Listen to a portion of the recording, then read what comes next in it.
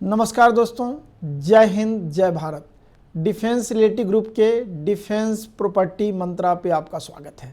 जैसा हर संडे को आपको इंतज़ार रहता है कि नया क्या लेके आने वाला हूँ, तो साथियों आपकी डिमांड पे जो आप कमेंट करते हैं, जो हमसे बात करते हैं, जो आपका सुझाव होता है, उसी पे हम वीडियो बनाते हैं। और आज की एक खास वीडियो बुजुर्गों के लिए है। भारत में लाइफ एक्सपेक्टेंसी बढ़ रही है। जो पिछले सेंसस में जो एवरेज एज थी 64 से 65 साल थी, अब आने वाले जो नया सेंसस होगा तो मुझे लगता है, जो मेरी उम्मीद है, यह 74 से 75 साल होगी और आने वाले समय में और बढ़ने वाला है। उसका मैं रीज़न बताने वाला हूँ। मेडिकल फैसिलिटीज़ अब धीरे धीरे one of the best medical facilities है।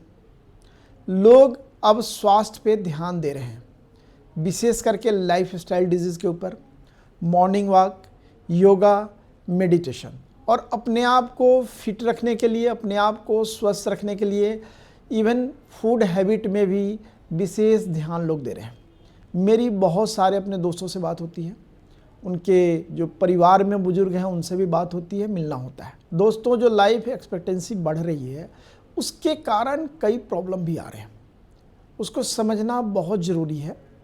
जो फैमिलीज़ में प्रॉपर्टी का, फंड का, पैसे का, पावर का ट्रांसफ़र 60s में हो जाता था, अब वो 75 to 80 में हो रहा है, जिसके कारण बहुत सारी प्रॉपर्टी ऐसी है जो पुरानी पड़ी हुई है, डंप में है, जिनकी वैल्यूएशन नहीं बढ़ रही है।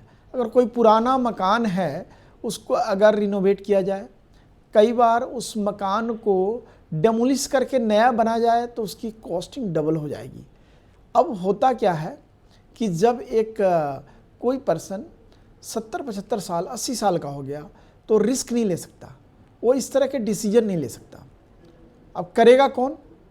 जो उसका बेटा है, बेटी है, जो वारिस है, वो भी अपने 50-55 के एज में पहुंच चुके होते हैं, उनके भी बच्चे हो जाते हैं।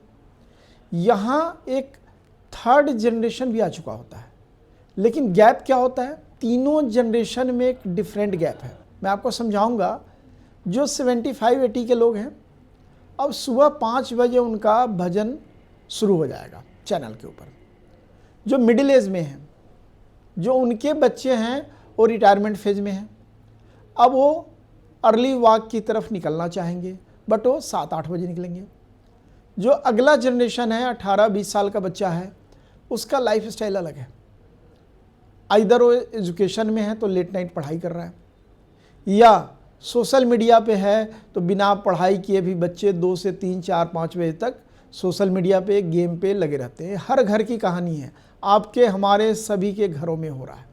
अब तीनों जनरेशन में एक डिफरेंट गैप होता है, जिसके कारण जो परिवार के अंदर मनभेद, मतभेद और विचारों का भेद रहता है, और न्यूक्लियर फैमिली या फैमिली ब्रेकअप होने का एक बड़ा रीज़न ये है।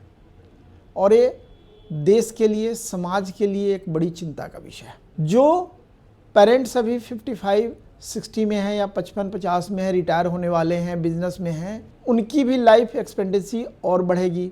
जो आज उनके पेरेंट 75-80 की एज तक पहुंच रहे हैं, मैं तो दुआ करूंगा कि जो लाइफ लोगों की और बढ़े, 100 साल हो, 100 साल के ऊपर हो। उनके बच्चों की ओर बढ़ने वाली है, और उनके बच्चे भी उनके साथ नहीं रहने वाले हैं।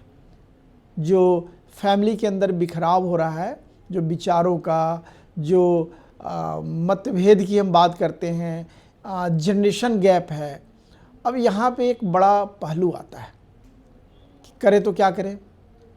एक नई बहू आएगी जो थर्ड जनरेशन की, तो वो इन 2 जनरेशन के बीच में पिस के रहना नहीं चाहती। तो कहती मुझे नया घर के लो, मुझे नए घर में शिफ्ट करना है, अलग रहना है, भले घर बड़ा हो छोटा हो, मैटर नहीं करता। घर की डिमांड, मैं इसको रियल एस्टेट के साथ कैसे जोड़ रहा हूँ कि आने वाले समय में जैसे जैसे जो जनरेशन गैप हो रहा है, इसके कारण न्यूक्लियर फैमिली और बढ़ रहा है, घरों की डिमांड और बढ़ रही है, और साथ ही साथ कॉस्ट ऑफ लिविंग भी बढ़ रहा है।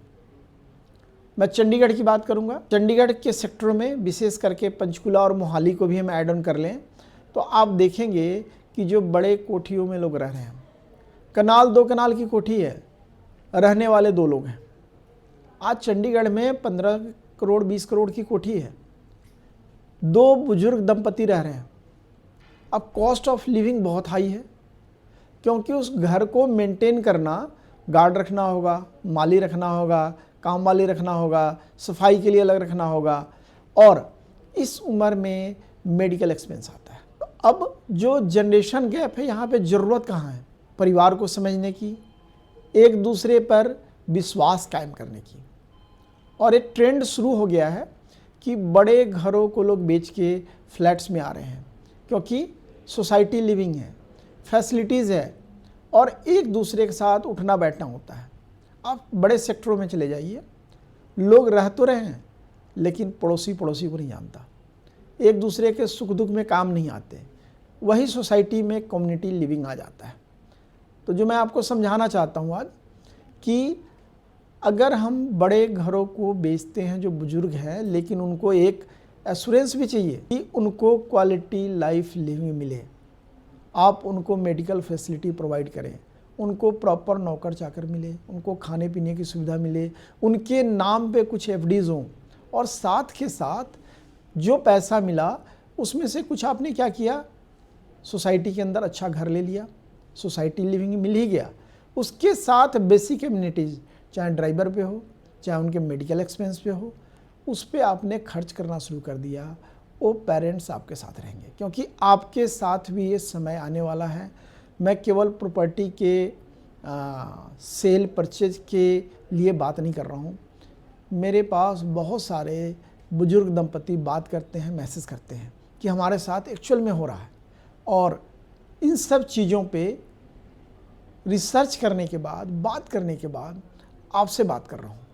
और विशेष करके इस वीडियो को बुजुर्गों तक शेयर करें, और साथ ही साथ जो उनका अगला जनरेशन है उनको भी ये समझने की ज़रूरत है कि वो भी बुजुर्ग होंगे तो आज अपने माता पिता, चाहे अगर अकेले भी पेरेंट हों, तो उनका हाथ पकड़ें, उनको सहारा दें, उनको साथ रखें।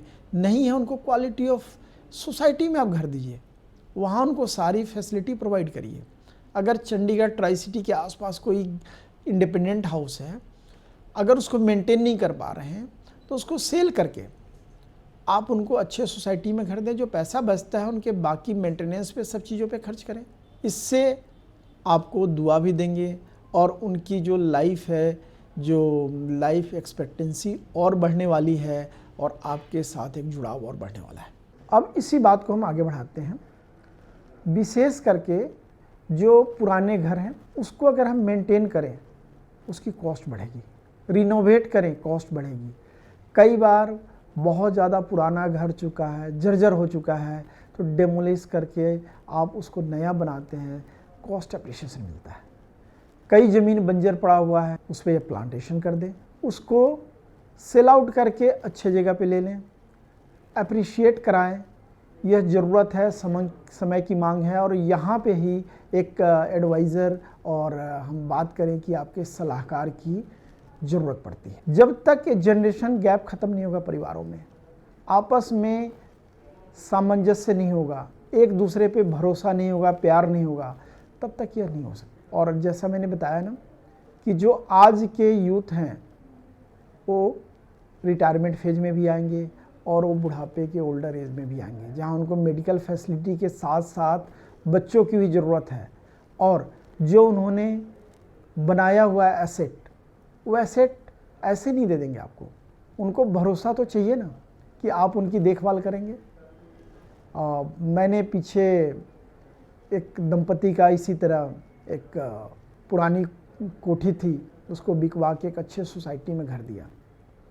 आज वहाँ बड़े सुख से रह रहे हैं, और जो पैसा बचा एफडी करा दिया, मंथली उनकी इनकम का साधन बना दिया।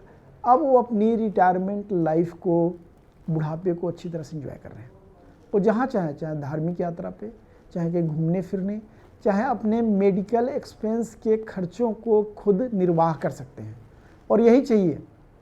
कई बार मैं कहता हूँ ना कि बुढ़ापे में जब आप पहुँचे, जब आपके बालों में सिल्वर हो तो आपके जेब में गोल्ड होना चाहिए, अर्थात जब बालों में सफ़ेदी आ जाए तो जेब में पैसा होना चाहिए, मंथली इनकम का साधन होना चाहिए और आप किसी के ऊपर डिपेंडेंट नहीं रहा। यह थी आज की खास अपडेट, विशेष करके उन बुजुर्ग दंपतियों के डिमांड पे जिन्होंने इस अपडेट के लिए निवेदन किया था, बात की थी। और इसी तरह आप हमारे साथ बने रहिए।